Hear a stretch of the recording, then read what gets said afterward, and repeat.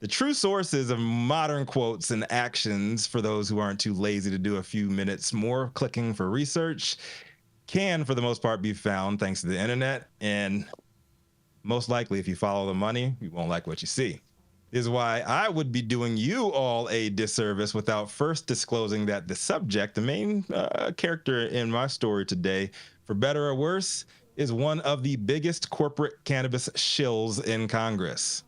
That said, let's get on with it. Shill? Is that because she's ill? Is that why? Because she's ill? Let me go. Let me go. Okay. Can I read? Yeah, sure, please. All right. So that said, the Amazon and Koch brothers backed pro-cannabis South Carolina Congresswoman Nancy Mace joined trade to Black podcast hosts Shad Dills and Anthony Varell to discuss key issues affecting the cannabis industry, including the recent Democratic National Convention, the ongoing push for cannabis reform, and the increasing role of hemp in the U.S. economy, according to Benzinga's Franca Quarnetti. Mace began the show by taking major shots at the DNC, criticizing the lack of tangible progress on cannabis reform from the Dems, despite campaign promises. They ran on a platform of being pro-cannabis, pro-marijuana, but they have not done anything to progress the movement, she said, before suggesting the Biden administration might attempt to reschedule as a last-minute effort to win the votes. I had no qualms with that, but here's what she said. Legislatively, they just have not done anything. She added, before promoting her own Amazon and Koch Industries funded States Reform Act as a more comprehensive solution. But the Democrats were not the only ones in Mace's crosshairs. When asked about former President Donald Trump's stance on cannabis, Mace said that she doubts he had, if he even has the wherewithal to address the issue anymore this election season, noting that Trump previously claimed to support medical cannabis, but only in states like Florida, where medical programs are already in place. It's wildly popular in my very conservative red state in South Carolina, Mace said, pointing out that a majority of South Carolinians support both medical and recreational cannabis. Quarnetti then said that on the broader GOP view, Mace acknowledged reluctance within her own party to fully embrace cannabis reform, attributing it to both a generational divide and fears of political backlash. People are afraid of being primaried, she explained, suggesting that some Republicans might be out of touch with the growing public support for cannabis. Furthermore, Mace encouraged advocates to bring data to lawmakers, which she believes could help change their perspectives. Mace also pointed out that hemp is a vital part of South Carolina's economy, saying that if it offers Republicans a way to support an agricultural industry without fully endorsing THC-rich cannabis. They're the same plant, right? With different levels of THC. Mace noted before, also stressing the importance of keeping taxes low on both hemp and cannabis to avoid fueling black markets, a problem that has plagued states with high cannabis taxes. Before closing out, Mace took the opportunity to speak on the potential impact of rescheduling on political attitudes in Washington, saying rescheduling could provide cover for politicians hesitant to back actual reform. I think it gives them cover to actually look at it differently. So it's easy for people like me to have a love-hate relationship with folks in power like Nancy Mace.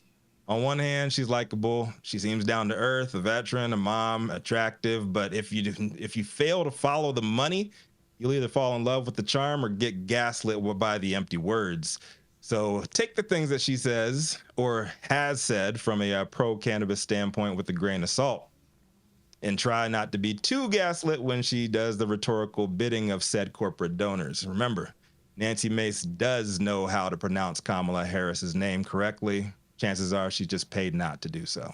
I'm Rico Lamitte, the dopest dad on the street. God. News. Let's talk about it. Stop. First of all, as a melanated Nancy, I'm going to defend my girl. I actually appreciate the shit out of Nancy. You can defend her all you want. I got receipts. I will if you can let me get my sentence out. So, damn, we're off this morning, aren't we? Good morning, everybody. Yeah. Listen, I actually appreciate her, and the reason why I side with her so much is because, yes, she is very much Republican Party, but she also threw shots at Trump. You know what I mean? Like, she's very fair. And if you disagree, you can disagree. But she was the only one willing to use strong language and actually call out anyone in that trial. So I don't know. I think that this is great. I think that I appreciate what Nancy Mace is saying. I don't think that she's paid to mispronounce Kamala Harris, which is crazy. Yeah, I agree with that part.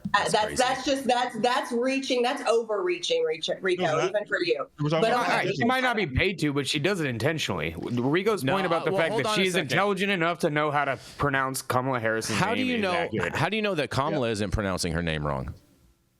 Because I'm a brown man, and that's an Indian name. That doesn't matter. Yeah, it does. That's an Indian name, and it is absolutely an Indian name. That I'm a brown it's an Indian name? Okay, well then I will give Sohum the authority on how to properly pronounce it. It's an Indian name. How would I not know how to pronounce it? Okay, all right. I'll accept that. I'll accept that, but identifying as a brown man is not a reason. Jason Beck. I mean, just saying. If she says what her name is one thing, just call her name. It's a matter of fucking respect, dude. At this point, it's a matter of respect. People Jason, people are openly just calling her the wrong name because you don't respect her. Jason, it's like if you lived your whole life saying my name isn't Jason, it's actually Jason. Then if you say your name as Jason and people continue to call you Jason, then they are intentionally mispronouncing your name, right? You know what? You guys are making mountains over molehills. I want to call you. That's not the important part of the article. The important part is the DEA, the Democratic Party, that they're doing this for clout. They're doing this to distract during an election year, during a pivotal fucking election year, because I don't know if you guys have looked around, but our country's in trouble right now. And I think that there's an issue on both sides. I appreciate her acknowledging that, Trump may not do anything about it. I don't think that either party, because once again, I've said it probably every day this week. I'm probably going to say it every day to this election. Wake up. Cannabis is not a hot topic, important main issue in this election to anyone running in this race. So I'm going to shut the fuck up and let everybody else go.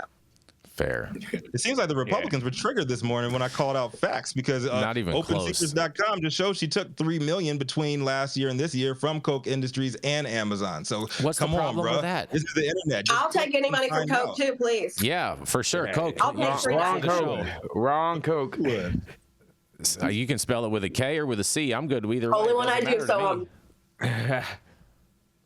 Zero. I mean, you know what? Shout out to Anthony for being able to get her on at least to come and make a statement, though. Like, I don't watch that show religiously, but I mean, I think it's refreshing to see federally elected officials actually coming on a cannabis business specific show and having a conversation about it at least. Although I do agree with the idea that a lot of this is just posturing. It's easy for her to say this, make these statements when neither party is actually doing anything, and there's nothing that she as an individual can do herself. So it's very easy just to make a statement, but at the end of the day, once again, on both sides of the aisle, we're not going to see any movement on this issue. And now we're seeing that it's more than likely going to be punted until after the election, which is unfortunate because it's not happening sooner than later. But at the same time, you know, it's being taken out of the discourse and the debate leading up to this election.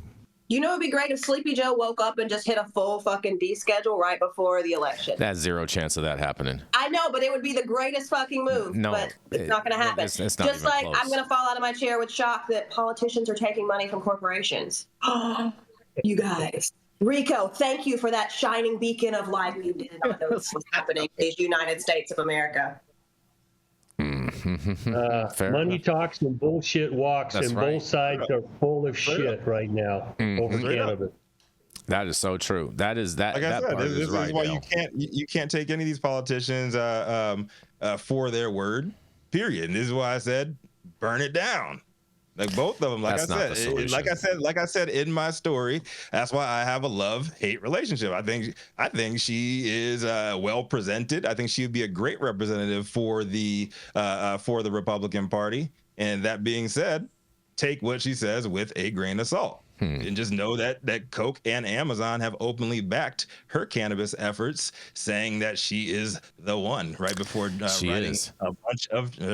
writing a bunch of checks. So and like you said, Jenny, and I said in my damn story, she calls out both sides. But like I said, don't fall in love with somebody just because they're saying something on TV. Read the receipts and follow the fucking money. I just love her. I'm sorry. I do. Yeah, shout out to Nancy Mace. We love Nancy Mace. She is I do. I really do. She's actually like my low-key hero right now. I'm actually very impressed with her. She's well, on that, we're going to go to a commercial. I love my wife. I love my daughter. I love my family.